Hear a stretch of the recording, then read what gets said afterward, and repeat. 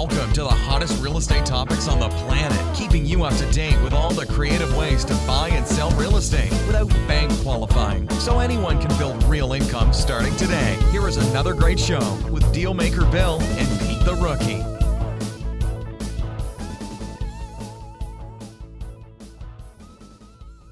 All right, here we are at another episode of Flipping Houses for Rookies. Good morning, Bill. Oh, no. Peter's in the house. What are we going to do now? Episode number 155. Jeez, 155. Woo, we're getting there, Peter. We've long gone past your age plus my age combined, too, huh? Yeah. I remember it was your age and it was my age. And right. I don't think we even did ours combined, but not just, it's in the never. It's your age, my age, Emma's age combined. Yeah, there you go. Oh, boy. But even better than that, we are heading and are very close to 1 billion. No, 1 million. Don't use the B word. Trillion. Don't use the B word. Hey, Bill, we keep this up. Oh, God. $1 million downloads. Now on dollars. Come now on, Peter. dollars. You're confusing our listeners. Shut up for a minute, would you? Well, almost at 1 million downloads. Yeah. Yeah. So today's episode has the name or the title of A Weird But Effective Way to Do Real Estate Deals. That's a weird. It is weird. Wait a minute. Definition of weird. I had to look up weird ones because I was in a newspaper story doing some weird stuff. And they said you were weird? Weird. Right. They were right. Yes. But I looked it up, and the weird thing we were doing is something different than the norm, something extra special, not like stupid. Anyways, weird can be just out of the norm, not like dumb. And how else have you justified this being weird? The dictionary is not justification. That's damn Webster. Excuse me. All Anyways, right. I'm trying to help you with your weird part. I'm fine with being weird. If you're looking for or need the single best way to build millions of dollars with real estate holdings, this podcast is for you. I have discovered in case after case that even though this sounds impossible, it's not at all. In fact, it's actually simple and extremely effective.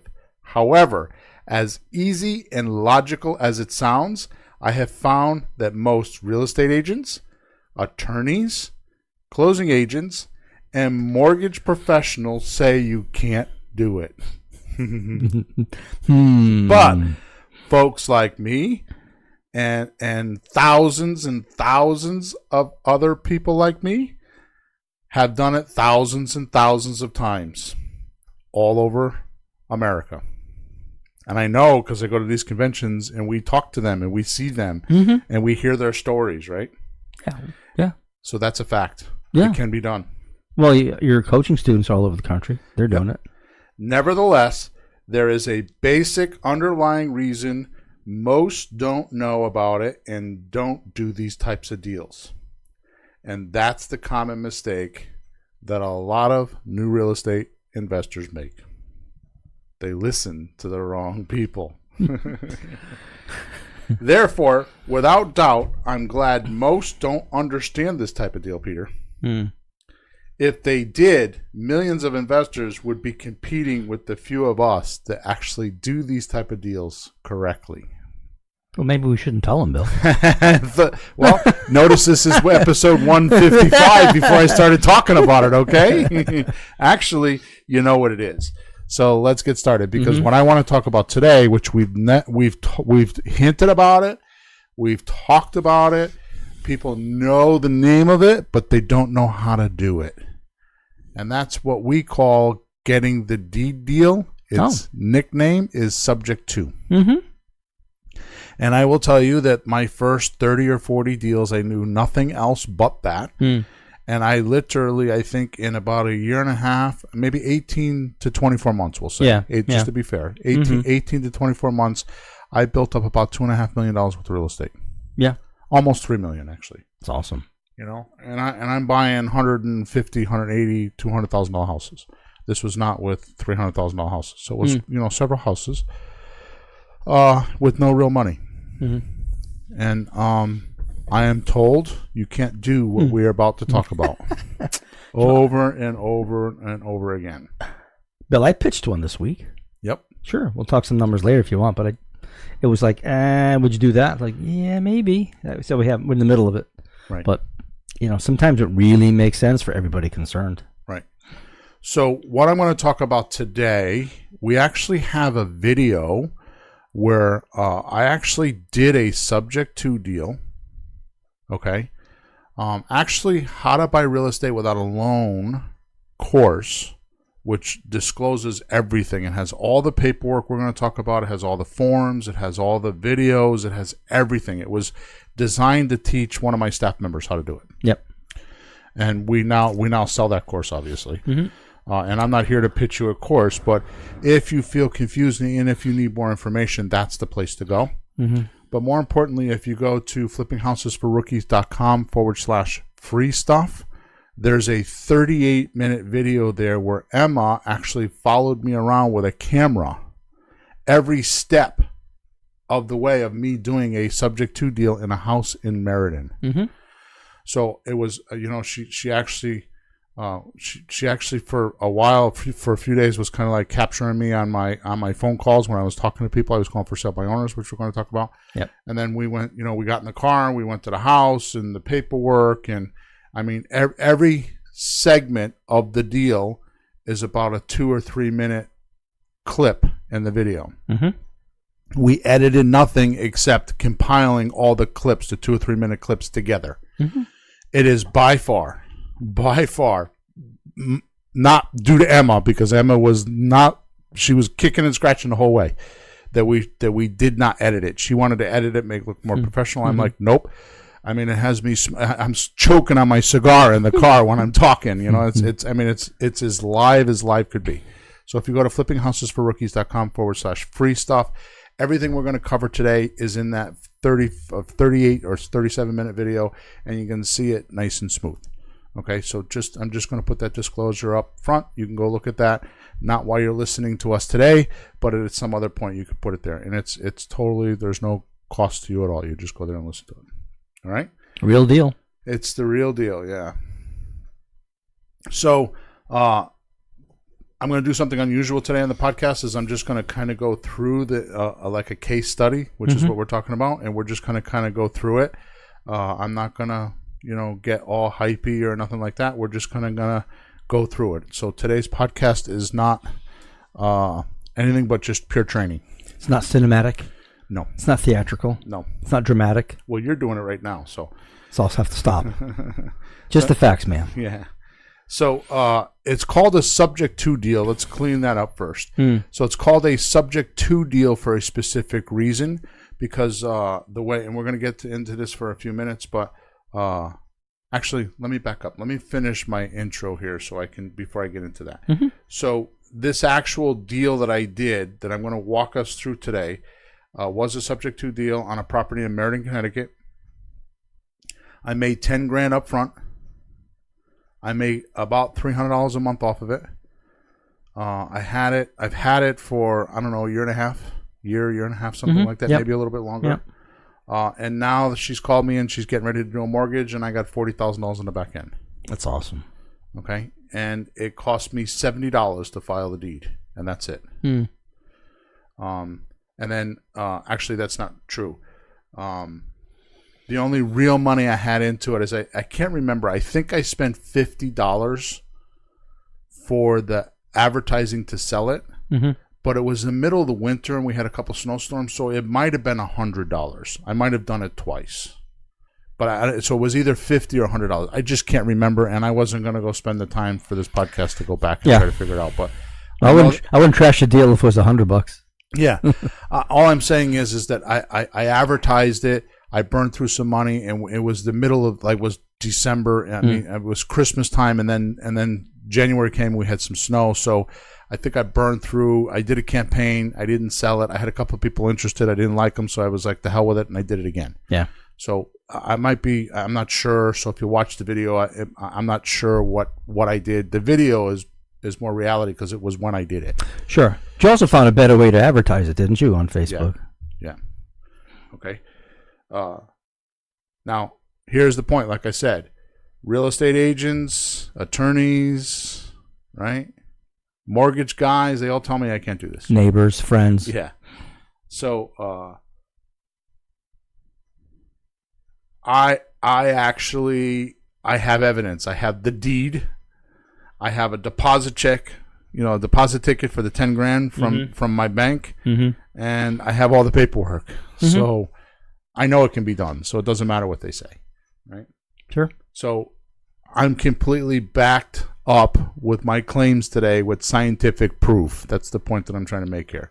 Sure. So we're going to ruffle a few feathers because some people are going to say, who would do that or why would they do that? I don't care. They do. Well, we did it last year on our Newington house too. Yep. I was calling the bank myself directly, and I never had a problem. Right. Actually talking to the bank that had the mortgage with them, and we just did it the right way. Right. All right. So let me explain what subject to means, and then I'm going to explain the deal, and then we're going to go through how to do it. Sure. Okay. So subject to means that you're going to actually have a person deed the house to you, into a trust actually, but to you. Yeah. And the deed's going to be in your name. The mortgage is going to stay in their name. So when you're taking over the house, you're committing to all of the mortgage commitments. So you're buying the house subject to the underlying mortgage and all of its rules and interest rates and payments and all. So you're buying the house subject to all of that language. Yeah, so that's a long sentence shortened down to subject to. Right. That's why people get confused. First time I heard subject to what? So you're taking over the mortgage, getting the deed subject to the terms of the mortgage. That's already in place. That's already there. You're just picking up where it left. You're just picking it up and paying it. Now, for some of those that have been around for a few years, Peter. Yes. Some of you that have been around for a few years. What are you getting at? The old days, which I think, and I'm talking out my butt right now, but I think it stopped in the 80s. 1979 or something. You used to be able to assume mortgages. So this is very much like that. It's an assumable mortgage. In fact, lately, when I'm on stage, I talk about buying properties on an assumable mortgage. And that's where the attorneys and the realtors and the mortgage guys say, well, you can't assume mortgages anymore. Yes, you can. If you know how to do it, you can do it. Well, you can't assume it in the legal term. You can assume it in the plain English term using the right techniques. Exactly. But it's very much the same. That's where the subject to comes from. Okay. Now, I will have to put a little bit of a disclaimer here because if you're from Texas, I'm not 100% sure that you can do these.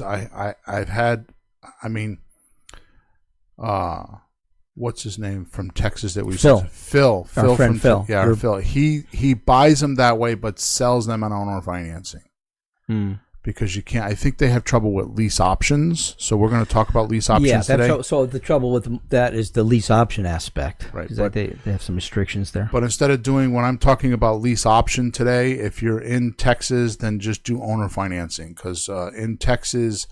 Owner financing is a lot more lenient than it is here. Like in Connecticut, the foreclosure could take 6 months, right?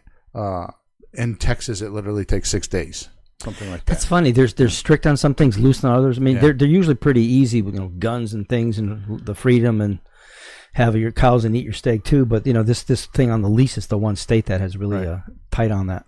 So just be aware if you're in Texas, then there's a few. Different. It can be done. It's just a different documents and a different way of doing things. But it's still the concept can be done. And you should ask other real estate investors, not lawyers and those guys, because they'll say no because they say no everywhere. Right. So find out from other investors in your area. Right. So we start off with the marketing. So one of the things we've talked about in many episodes is matching your message to your market. So the best place to find these type of people that are willing to let you take over their debt and give you the house are usually for sale by owners. So we have a whole bunch of podcasts that show you how to do that. Basically, what's going to happen is you're going to type into Google for sale by owner, and then your city, your state, or your county, depending on how many you want. Your city's got the least amount. Your state's got more. Your county's got more, and your state's got even more than that. Zillow's usually the big one in the house. They have the most. I strongly suggest that you only pick 10 properties. You don't spend 4 days for those analysis of paralysis or paralysis of analysis or whatever way it goes. So people, in other words, you need to be out making offers, not doing research. So get out from behind your computer and actually talk to somebody, and you'll make money. If you're not making money, that means you're not talking to enough people. You are not finding new people to talk to. And you need to do that. Okay, finding new people to talk. You said that to me about a week ago, and I almost forgot it, but that's awesome. Finding new people to talk to. And you need to get out there and just talk to new people. Make more friends. New possibilities. Yes. Well, it doesn't even need to be that. Just get out there and talk to new people that don't know what you're doing. I mean, they don't even have to have a house. You know, I mean, I can't tell you how many people turned me on to houses from somebody they were talking to. I think we call that networking. Yeah. Okay, so if you have any questions about that, go to flippinghousesforrookies.com/free stuff. The scripts are there. The for sale by owner script is there. There's additional questions there. The prospect suspect form is there. It's all free. Just go get whatever you need and just get on the phone and just start talking to people. And sooner or later, you will get somebody that will want to do the deal. And as I go through today, you'll figure out what to say so you know that they're qualified for this type of a deal. Because I'm actually going to I actually wrote on my notes the actual script that I use, which, by the way, is a dirty, rotten trick I noticed today. What? Because we actually did a workshop that shows how to do this, and people actually, this podcast is something similar to that workshop. Now, the workshop was all day, but people paid $100 and something to come to this workshop, and there's a workbook that we actually include in How to Buy Real Estate Without a Loan. And there's a workbook, and it's got all the forms in it. It's got everything you need in the workbook, and you get that as a bonus when you sign up for the How to Buy Real Estate Without a Loan course. Quite honestly, that course is $500, and it's way too cheap. And I think that's why. I mean, we've sold a lot of them, but I think the reason why we haven't sold more is because it's way too cheap. Yeah, it can't be that good for only $500. Yeah, this other one's $8,000. It is a miracle. Yeah, I mean, we've had people go in there that make anywhere from $250,000 to $10-20 their first year. You know, all they got to do is just go do it, and it works. And I get raving success stories from it. Okay, so the workbook is in there. Part of what's in there on page 23, if you're going to use the workbook, is the little system that we use that actually I got. And I realize that a lot of stuff I've learned from other people. Yep. Right? So I've not invented the wheel. I'm not the smart guy that invented the wheel. I have my own nuances and experiences to it. The only thing that I've ever invented is the 7 ways to buy houses and the loan to value ratio and knowing which offer to use. That's my claim to fame. Yeah, that little thing is huge, though. Yeah. They take so much complexity, confusion, and fear out of it, and uncertainty, what I shouldn't do. That's big, Bill. So this I got from Brian and Lynette Wolf, their little system. So it's just something that we use in the office, and it works. But I don't, this is not something I want to try to take credit for. It's Brian and Lynette Wolf. And if you're trying to find them, they actually work for Ron LeGrand. Yep. So you can go find them there. So step 1 of this little system is what we call opening calls. That's where you get on the phone and do what we're talking about. You actually get on the phone. It's outbound calls. It's not like other marketing that we do has inbound calls. So just realize if you're listening to some of our other podcasts that there's a difference between an outbound call and an inbound call. So an outbound call is kind of like, it's not cold calling because people are actually advertising their houses for sale. Yeah, I want to make sure you mention that because people get scared making phone calls, like bothering people. These are people that want to sell their house. It's for sale. It's online, for sale by owner, and you call them. They want you to call. Yeah, it's like you're doing, honey, somebody's on the phone for the house. It's fine. Call them. So I have found that when you're doing these opening calls using the script that we use, if you've made more than 20 phone calls and have not made an appointment, you're not following the script. You're doing something wrong. You should send a support ticket or try to get some help. Right. practice with a friend, go back and forth, have somebody do it to you. Just go back and forth. If you do this more than a few days, it should be 5 or 10 phone calls. Mm-hmm. Okay, so within 5 or 10 phone calls, you should find somebody that is willing to make an appointment with you. Yeah. Right, agreed? Oh, yeah. Okay. Bill, I'm 2 for 2. Good. I don't know. I don't know if I do something weird or different or just cherry pick names, but I don't have to call 20 people to get an appointment. I call 1 or 2 and and I go look at it. And it's not always a deal, of course, but it's not like, oh, never mind, get out. It's actually close. Yes, I'm willing to do this. Yes.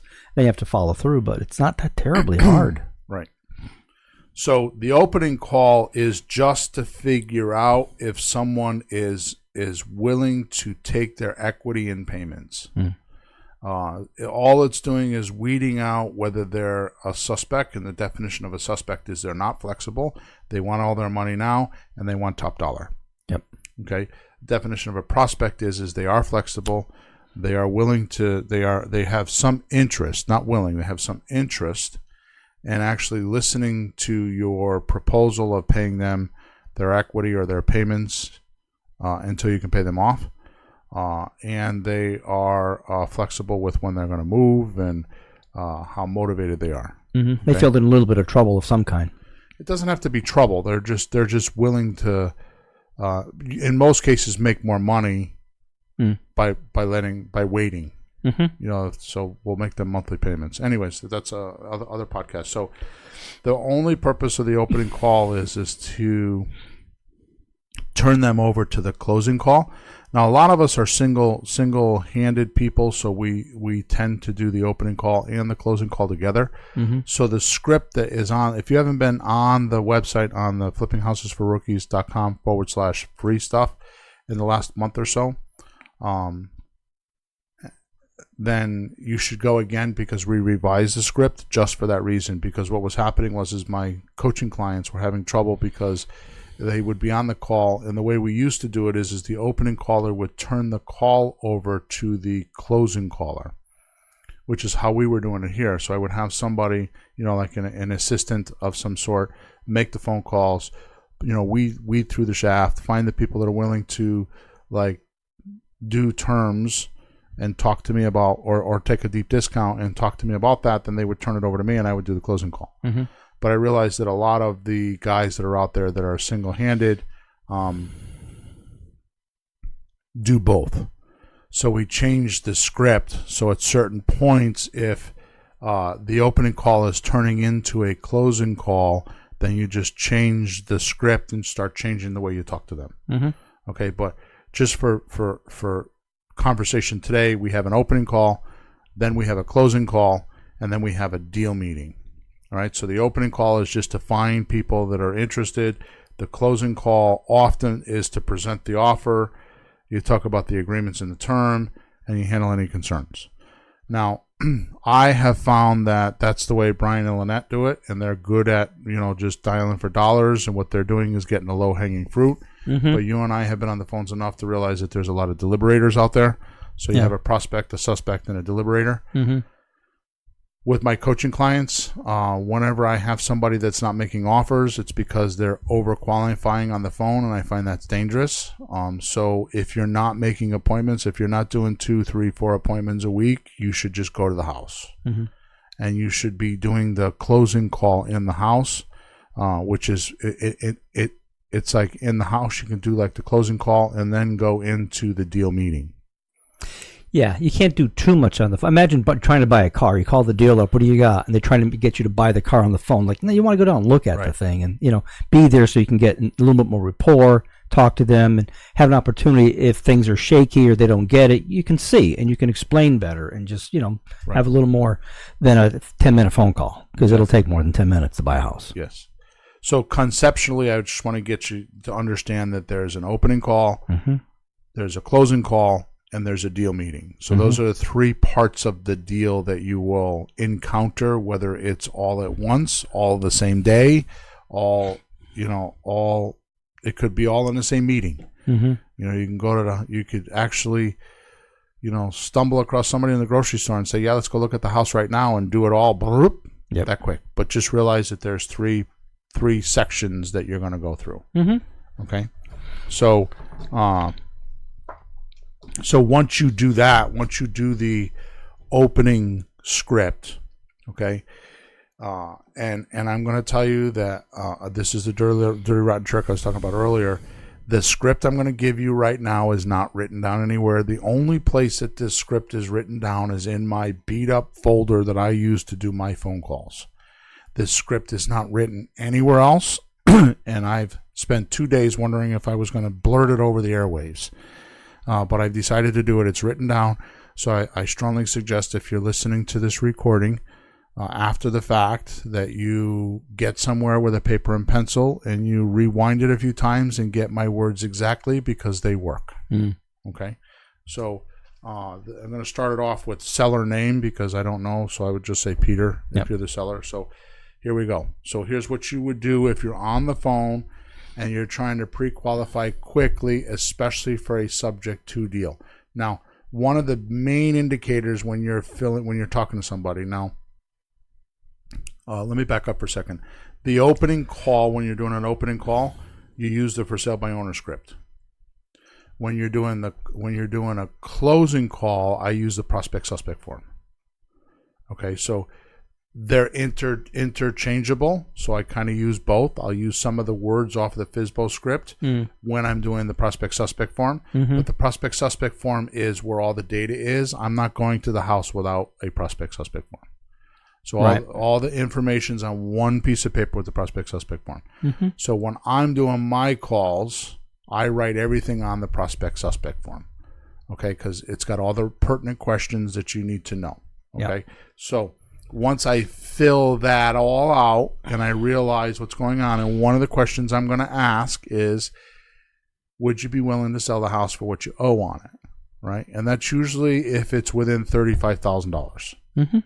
Okay, so if it's within $35,000, you ask that question. But I mean, I've had coaching students. The other day, we had a coaching student that recorded a call. And, last week, the week before. The guy's trying to sell the house for how much was it? The numbers. In the twos. Wasn't it 2,000 something? No. Was it more? I think he was trying to sell the house for $450. Oh, and then he owed $330. $303, and the coaching client asked, "Would you sell it for what you owe on it?" And the guy was stunned. And I mean, he's just like, yeah, you don't want to rattle the guy. What did I just hear? Yeah, exactly. So if it's got, excuse me, if it doesn't have much of a difference, I could tell you that mathematically, if it's less than 15%, absolutely always ask that question because it'll cost 15% for cost to close. Yeah, that's how I look at it. I mean, people don't always understand that, but if you do a proper presentation, you go over it, somebody's selling a $100,000 house, he's not getting $100,000, he's getting it maybe $85,000. Right. So if he owed $85,000, he's getting nothing, is he? Right. So if you offered him, well, I'll take over the mortgage that you owe $85,000, he goes, oh, why would I do that? Because you're not going to get anything anyways, and we can just close the deal and we're done. That's Go right. on your May. So it's, I think, 35,000 or 15%, somewhere around there. Yeah, whatever you're better off to do. But if I don't even do the math, if it's close enough, if I got somebody that's got $165,000, owes $165,000 on a $200,000 house, I'll take a shot on them. Would you sell me the house for what you owe? Yeah, because it's somewhere in the ballpark of what they're going to get. Yeah. After closing, minus some baloney and this and that, it's close. So here's the script. Ready? So once you've done all that, you've done the prospect suspect form. So one of the quickest indicators is if you say, will you sell me a house for what you owe on it? And they'll be like,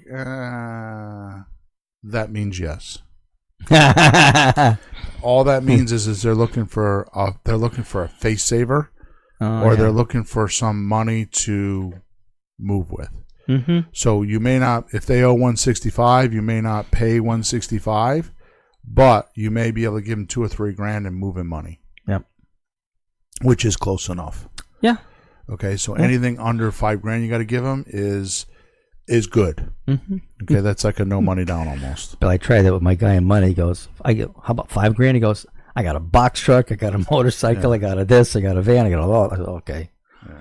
But we're still talking. So if so, the script that we're using right, and then I'm going to tell you in about 2 minutes. I promise I'm going to tell you. I just want to clarify. So if you ask, do you want to sell the house for what? Will you sell the house for what you owe on it? And they're like, and they're like, okay. How much should you expect to walk away with? Well, I'd like to at least get moving money. Okay, how much is that? I don't know, $1,000, $2,000. Let them give you a number, and then always cut it in half. Okay, and then try for that. Yeah, sure. Okay. So that if that's the case, don't do any of that. I missed that part. Cut it in half. Don't always do it on the phone. But if they are willing to do that, then just go to the house. Yeah, that means your presentation is going to go successful. Do you ever have trouble with somebody not realizing how much it costs to sell the house and that you're not really robbing them? It's about what they're going to get anyways. Almost every seller's like that. What do you do with that? Sometimes I do it on the phone, and I do it quickly. Often I'll do it in the house. Okay. How do you get them from thinking it's a ridiculous offer to at least being willing to have you come and explain it? Well, if I see that the numbers, if the number is 15% and they're just being thick-headed, then I'll just go out and talk to them. Yeah. Because I know that on paper I can mathematically show them. Like the cost to sell worksheet will show it? Yeah. Okay. Right. All right. So if you go through all that and not suppose they owe 110 and it's worth 200 and you don't want to do this, will you sell the house for what you owe on it routine? Okay. Here's what you say. So you say, assuming the seller's name is Peter. Okay? It's a good name. Pete, it looks like I can buy your house, but the only way I can buy it is to take over your debt. That means the loan will stay in your name, but I'll make all the payments. And once you and I agree to start, sooner or later I'll get it paid off. Yeah, sooner or later. Okay. Will that keep you awake at night? It makes me a little nervous, and the number's a little low. Yeah, I don't really like it. Okay. No. So, what makes you nervous? Well, mostly that I have to rely on you making the payment on the mortgage and still in my name. But you want to give me 110? Yeah, I think it's a little bit low. Okay. Also, I wanted more than that. Okay. How much more? I was thinking my lowest number is 140. Okay, so if I don't give you 140, you won't sell me the house? Not right now. Okay. Okay, good. That's good. So that's a whole nother script. But for right now, want me to say yes?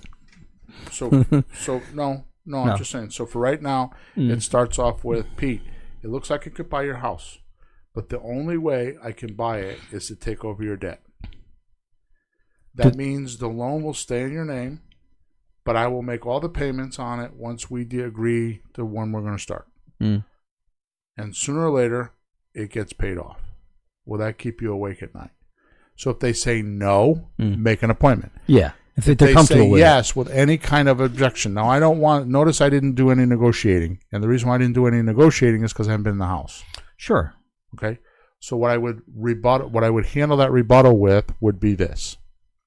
Okay, then let's go to plan B. So if they say no. Right. Say, I don't want to put the deed in your name. Right. Okay. All right.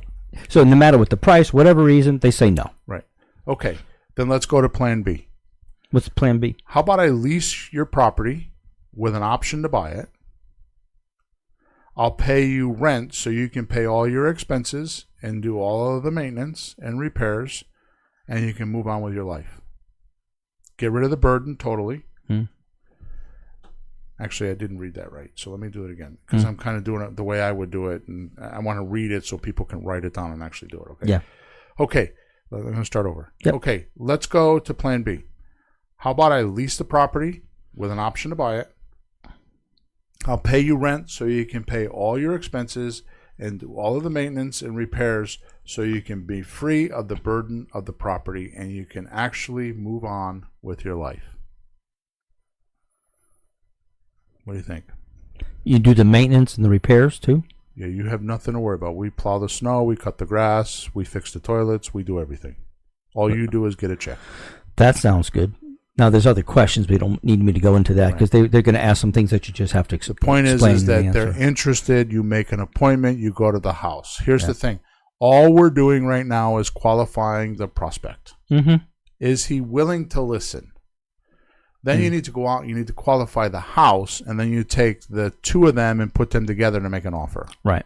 Right. So first you qualify the seller if they're flexible and willing. Mm-hmm. Then you go out and qualify the house, and then you sit at the kitchen table or in the living room, preferably at the kitchen table, and you take the two of them and put them together and make an offer. Sure. You make sure the house doesn't need $50,000 of repairs he didn't tell you about, or Right. any other crazy stuff. Right. Exactly. Okay. Okay.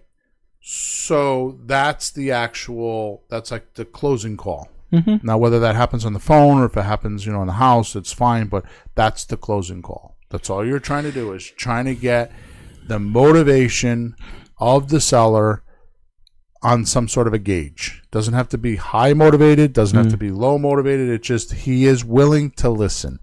And like I say, it's a spark. It's like a little spark, like in your gas grill. There's a little spark, and then you turn the gas on, and it makes a flame. Yeah, I like that one. Okay, so it's like we have a spark here. I'm going to pour some gasoline on it, and I'm going to make a fire.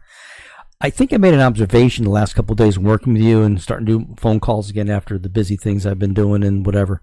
I tend to be really upfront with people and try to explain everything, but I know you hold back. You have to. So I'm trying to watch what I do and not say too much on the phone, right? Because you really can't buy the house on the phone. It really is like a couple of hours working with a person. So if you go too far, you lose them. This is a bad example. It's completely crude. But talk to a 10-year-old beautiful little girl about having sex. That is horrible, Bill. I mean, seriously. You know it's going to happen. Yeah, the police. But it's at the wrong time. But what happens? Yeah, it creates such an ill effect, right? It's terrible. And I'm not talking about you having sex with a 10-year-old girl. I'm just saying, talk to her about her like kissing a boy. Oh, okay. That's not as bad. Or her. That's called sex education, which they do in school. See what I mean? But they don't do it until they're a little bit older. And so it's such a crude way to it, but it's so clear. An offer is the same way. Yeah. I mean, if you're on the phone and you start giving the seller a seminar on subject 2 on the phone, it's no different than talking to a 10-year-old about kissing a boy. Mm-hmm. They're going to go, ew. Yeah. I don't want to do that. No. Right? That is the reaction. That's really a decent example with that reaction. Yeah, like you're talking to a 10-year-old like you're going to kiss a boy. I don't like boys. So I feel I have to be more calculated and not cunning, but just recognize the frailty of a person in that position, trying to sell a house, being worried, right, upset about, like, am I going to get the price? We got to move, or like she doesn't want to stay here, whatever the situation is, or I don't know if we're going to get our money. It's been 3 months, whatever that is. There's a frailty there that you want to respect and just go easy on them. Right. And if you tell them too much to try to be helpful, it might just be too much for them to grasp. And what happens when somebody doesn't understand something? They say no. Yeah. And they move on, and they just get nervous. So I'm just going to watch myself. I don't say too much. Just enough to get there where you have the opportunity to really one-to-one talk to them. Right. So that's all you need to do on the phone. It's not that much. Right. Yeah. So the purpose of the phone is to make an appointment, get in the house. Because until you qualify the house, you're not buying it anyways. Yeah. Sometimes I'm thinking I'm being clever or helping them by explaining a little bit more. But at a certain point, you're overdoing it. Right. So just try to gauge that. Will they? Is the tipping point where they'll let you in the house? Yes. They'll.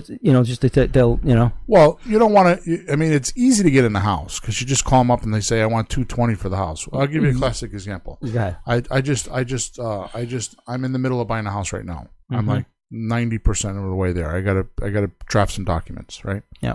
Started the phone call off. The guy owes $245. The house is worth $210 or $220. Wow. He's got a $2,100 a month payment. I can rent for $1,900. Mm-hmm. Right? Sounds like a no deal, doesn't it? He's had that house on the market for a year. Yeah. Okay. So if I say to him, "I'd like to buy your house," what do you think he's going to say? Yippee! I get my $225. Right. It's pent up sales. It's a pent up sale. Wow, I never heard that term. Right. It's just pent up and ready to explode. He's been waiting for your call. Yeah. He's had it with a realtor for a year, 12 months, and no offers.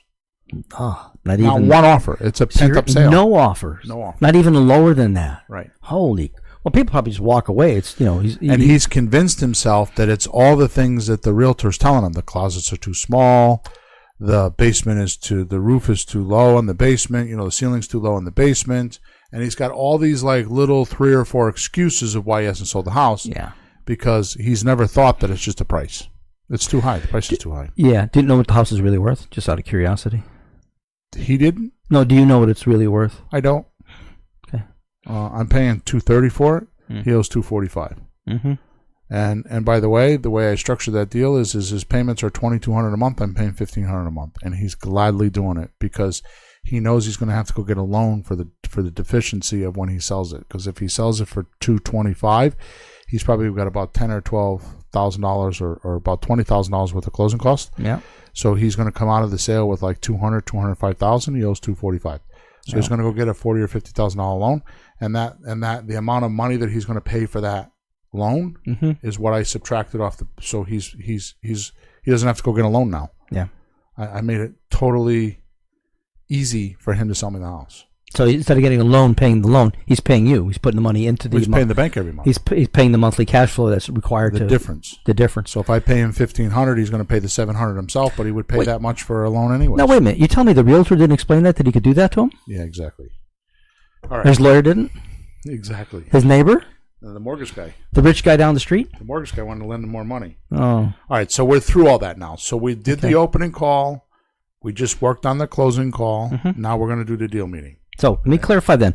If you can't do the subject to, your backup is going to a lease option. Okay. That's not complicated. It's like you always do like, how about we do this? You spend half an hour or 50 minutes on something. Guy goes, nah. You go, well, wait a minute. How about if we do this? Right. And you give another offer. He goes, nah. You usually have 2 or 3 ready to go, no? Right. And Well, one of those. You don't want to just give one offer. No, but that's the thing. You have 3 ways you can do it. You don't give all 3 at once. You just try one. So just to be a jerk, if I wanted to give one offer, I'd be a realtor. So there you go. So you're no, I'm back. leave that one I'm doing alone. the moonwalk out of that one. One of All right, us so in let's trouble go- is enough. Let's go to the deal. I got to be the face saver here or something. So now that you have a good prospect, Mm-hmm. right? And what's the time say? 45 minutes? 41. Thank you. So now that you have a good prospect and you're ready to make an offer, and I'm not going to share this with you because I just can't do it. There's just not enough time today. But actually, I have a checklist. There's a checklist that you can use. Oh yeah, we did the podcast, right? In the house. 1, knock on the door. No. Not that one? No. This is a checklist to prepare for. Oh, before you go. Oh yeah. So if you end up getting in the no loan course, how to buy real estate without a loan course, and get in the workbook, it's on page 36 of the workbook. Yeah, all your preparation to go. Yeah. Documents. Right. So basically what's going to happen is you're going to make the appointment, you're going to, do some of your comps. You're going to figure out, and this is important because I know that you had a big aha moment when I told you this a month or 2 ago. What you need to do, the most important thing that you need to do at this point is figure out what the highest price of the house is. Mm-hmm. What's the highest number you can sell it for?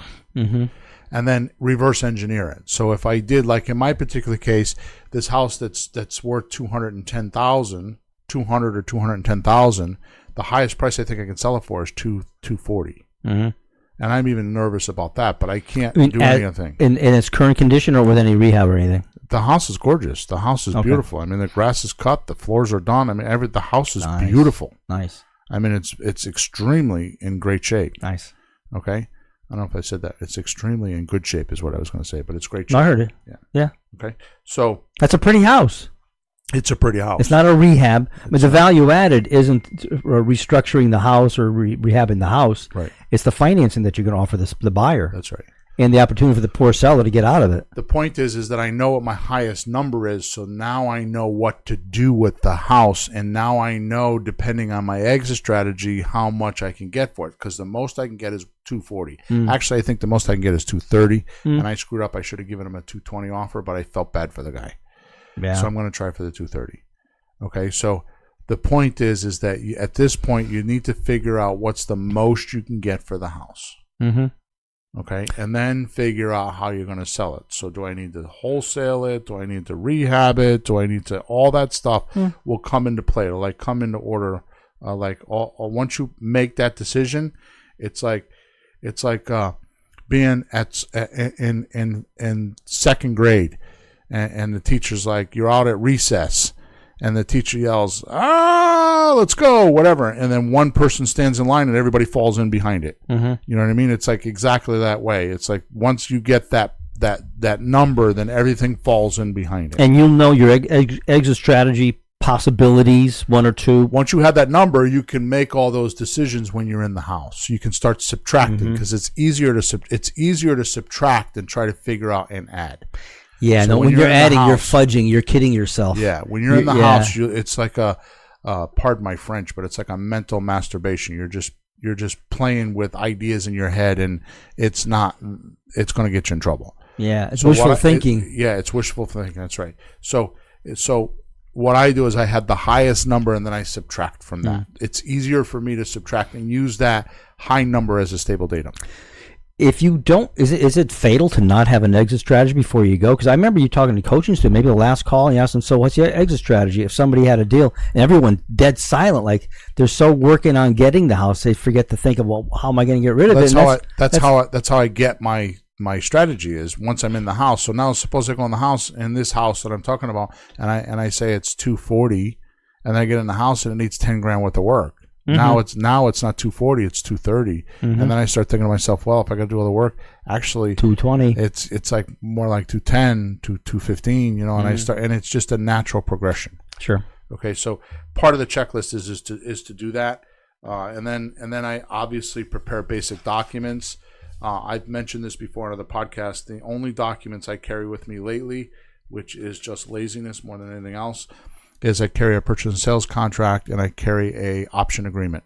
Now, in this particular case, you are going to sign more than an option with the person, and we're going to go over that in a couple of minutes, what we're going to sign. But there's 4 or 5 documents we're going to sign on a subject to deal.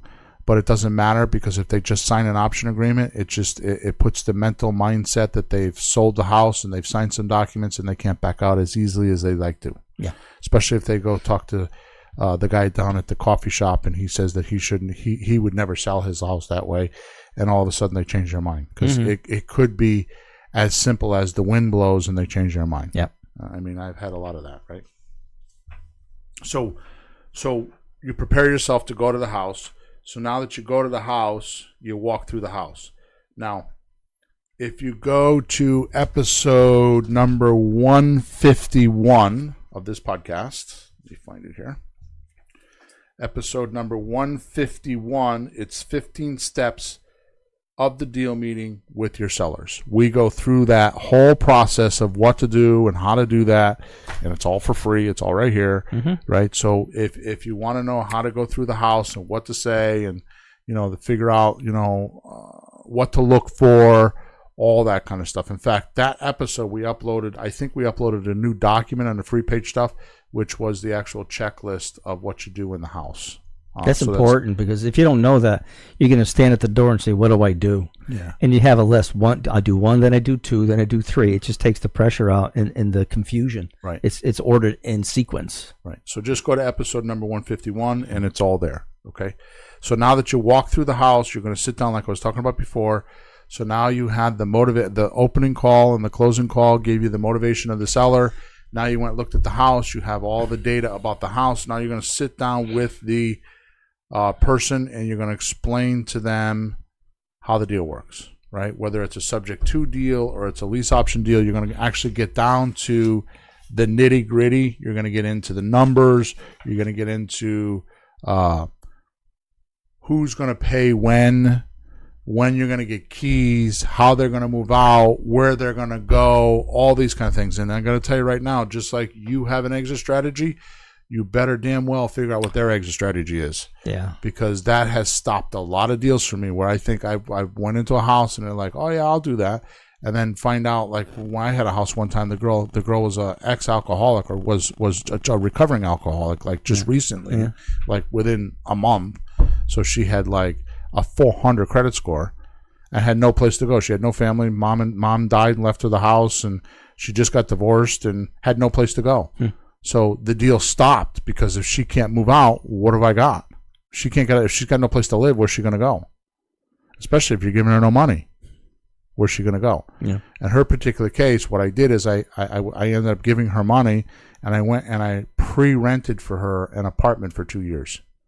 2 years? For 2 years. Paid? I paid for it up front. Yeah, that was part of what you paying. Did you take it out of the house? That's right. Yeah, I took it out of the proceeds. In that particular case, I gave her, it was a 200 and we started out at 221. The house was worth 240. I bought it originally for 221. She went to court, had an ex-husband thing. We renegotiated. I got it down to 180. I think I gave her, I forgot how it worked. I think we gave her like 90 grand. I paid a bunch of bills for 90 grand, and then we took a note for the other 90 or something like that. It was a whole, I can explain it someday, but not today. So what's the question that you ask to find out what they're doing or if they know what they're doing? What do you ask? When you're doing the deal, just to find out if they have an exit strategy. What's your plan? It's not complicated. What's your plan? Let me think for a second. Once I buy the house, what are you going to do? Yeah, where are you going, or do you? Yeah. So when do you plan on leaving? And I just kind of like pull it down. Yeah. I like dig into it. Where are you going? Yeah. Do you have a place picked out? But I get specific because it's like if I got an 80-year-old lady, like I've had that happen. The house we're in right now, my house, the guy was like 80 something years old, and he had 40 years worth of crap in the house. Oh, right here. Yeah. Oh. We took this in the basement. I took out 4 dumpsters of stuff. Or 3 dumpsters of stuff. I never asked you, I never heard the story of this house, your own house. Yeah.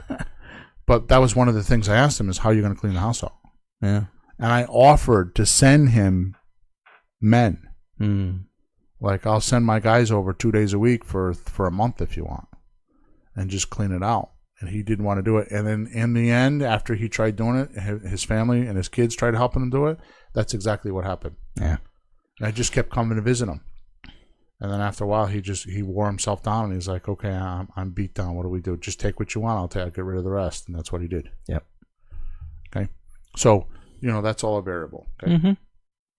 So at this point, we need to decide when I'm going to get the keys, which is exactly what we're talking about. So that's a good way to provoke the question you're asking is, well, just say, when can I get the keys? And they'll be like, well, and they'll start with all the things they have to do to move out. Yeah. And just be logical. That just make sure that there's no contrary facts.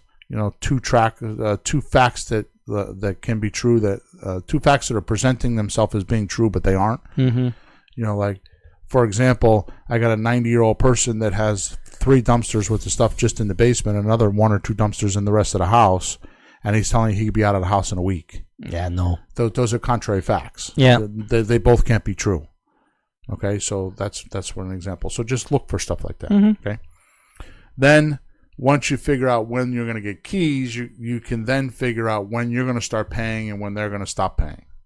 Okay, so like if it's June 20th, and they need a month, then you say, okay, I'll start making payments in September, because they're going to be there June and July, and then get them to pay August, and then you pay September, or whatever the deal is.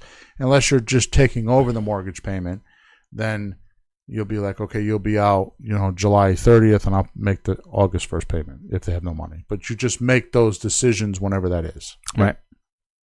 Once you do that, you're going to go into signing documents. I'm not going to get into this because the How to Buy Real Estate Without a Loan course has these in them. And not only does it have these documents, but it has other documents. Not only does it have the documents that I give to you, all the documents I use to this day, which are extremely expensive and extremely legal.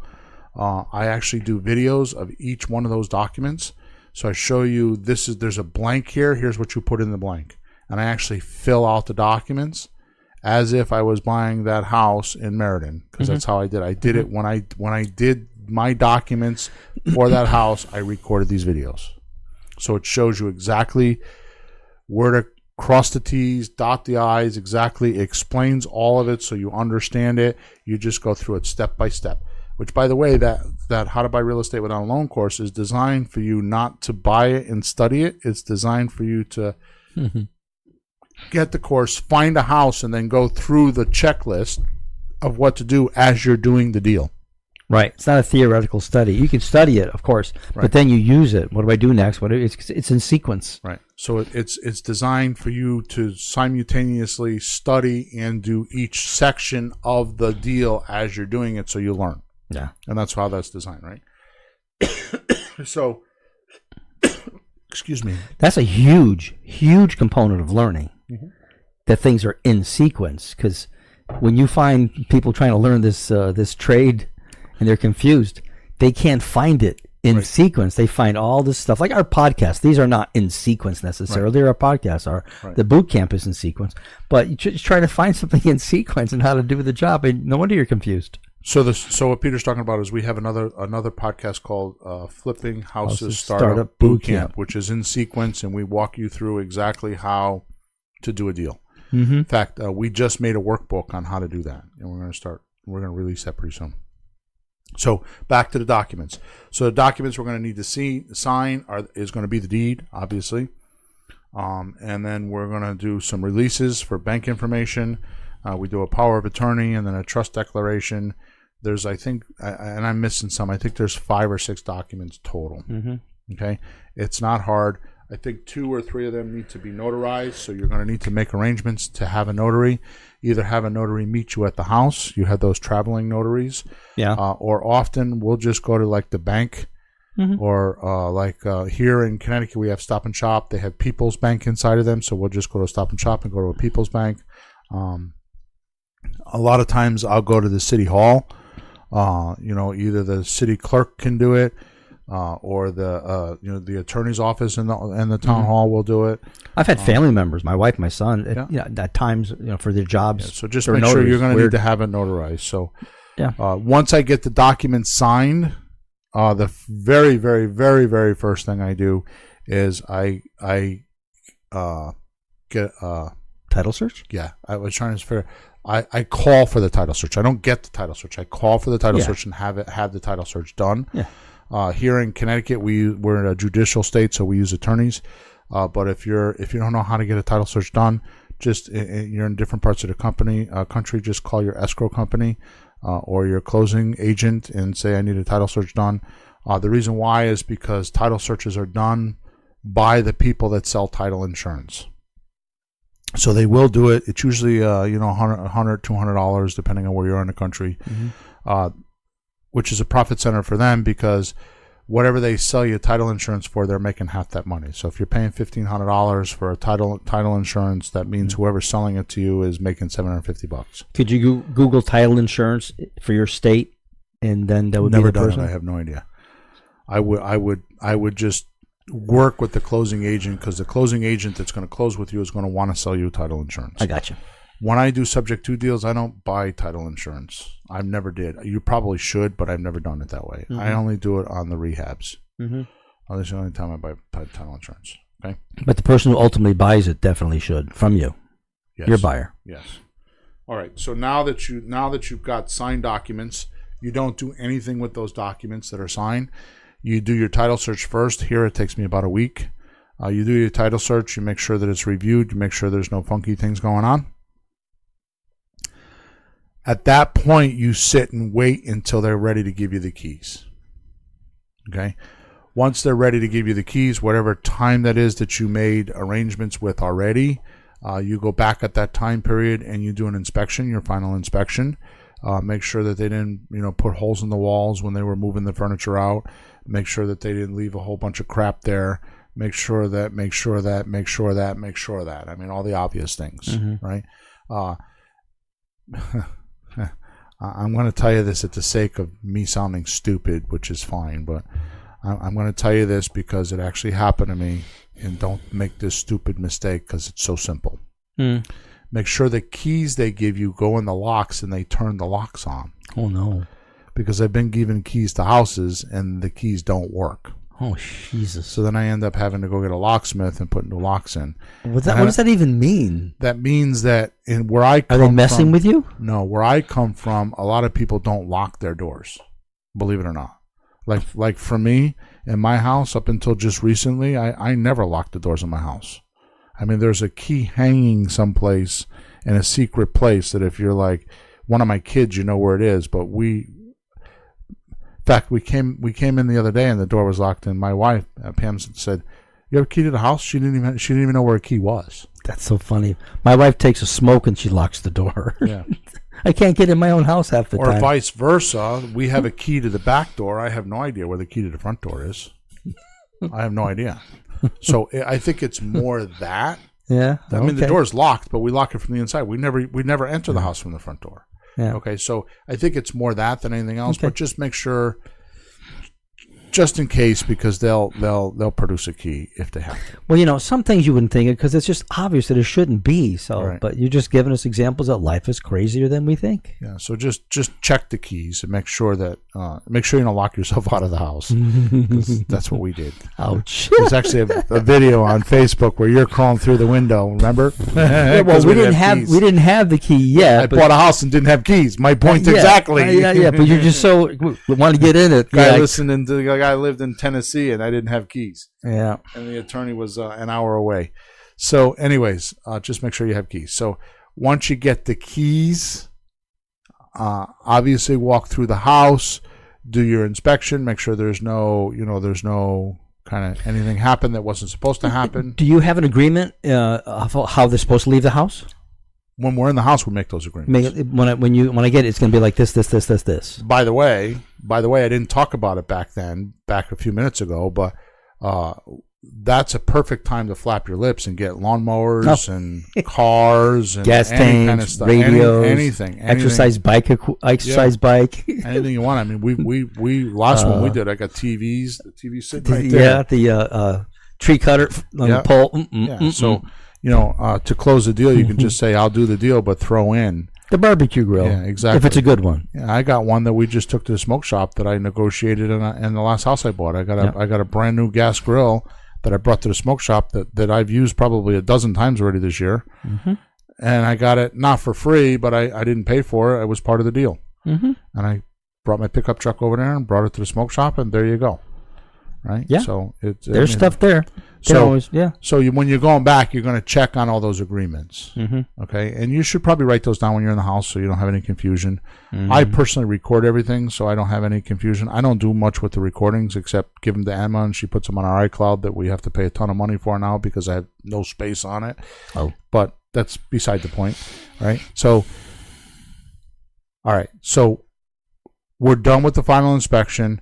We're done with all that. The point that I'm trying to make here that's taken me the last 10 minutes to get to is you do not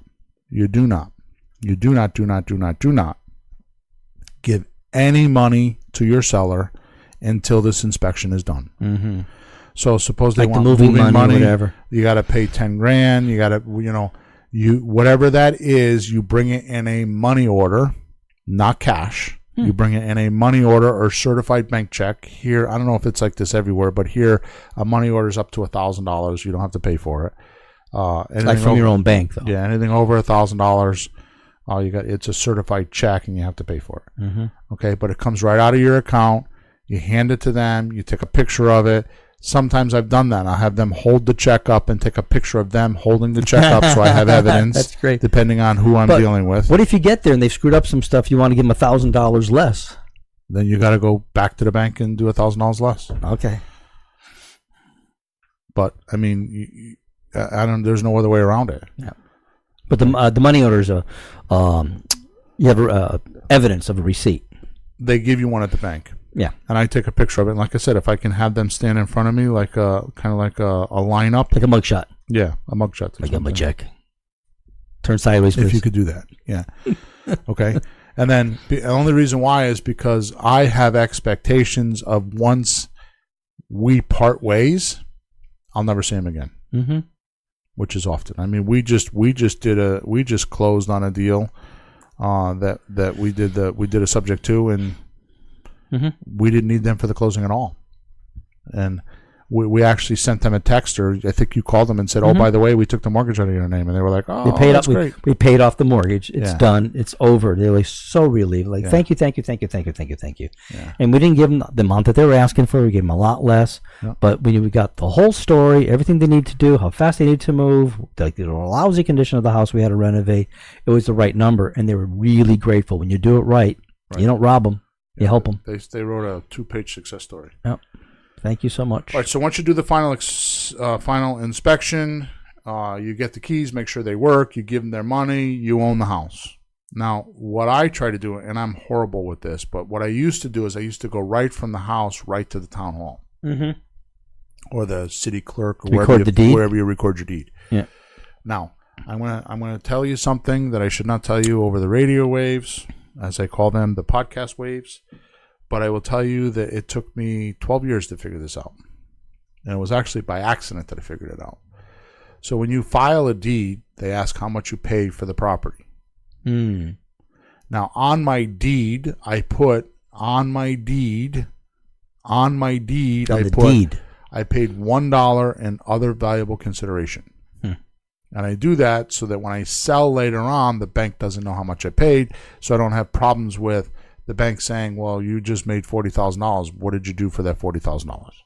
The bank, When I sell, they would care. yes. Okay. So they do that for that reason. But when I'm doing it, because the deed is actually deeding it into a trust, which is how we're getting away with not triggering the due on sale clause. Probably should have said that at the beginning of the show, but.